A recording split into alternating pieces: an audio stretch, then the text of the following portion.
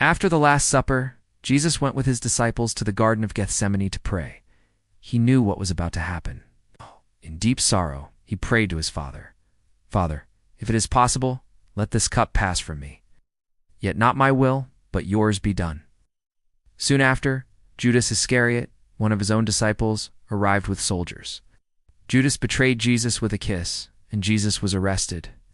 Jesus was taken to the Jewish leaders, who accused him of claiming to be the Son of God and the King of the Jews. They brought him to Pontius Pilate, the Roman governor, because only the Romans could sentence someone to death. Pilate questioned Jesus and found no fault in him, but the crowd shouted, "Crucify him! Crucify him!" To please the crowd, Pilate handed Jesus over to be crucified.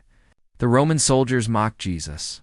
They put a purple robe on him, twisted a crown of thorns and placed it on his head, saying, "Hail, King of the Jews!" They spit on him, struck him, and beat him. Then they led him away to be crucified. Jesus carried his heavy wooden cross through the streets of Jerusalem toward a hill called Golgotha, which means place of the skull. Because he was so weak from the beatings, the soldiers forced a man named Simon of Cyrene to help carry the cross at Golgotha. They nailed Jesus' hands and feet to the cross. Above his head they placed a sign, "This is Jesus, the King of the Jews." On either side of him were two criminals, also being crucified. As Jesus hung on the cross, people mocked him, saying, "If you are the Son of God, come down from the cross." But Jesus prayed, "Father, forgive them, for they do not know what they are doing." One of the criminals beside him believed and said, "Jesus, remember me when you come into your kingdom."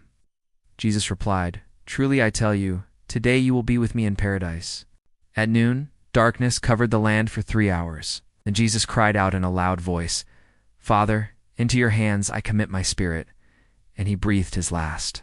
At that moment, the curtain in the temple was torn in two from top to bottom. The earth shook and rocks split. A Roman centurion who witnessed it said, "Surely this man was the Son of God."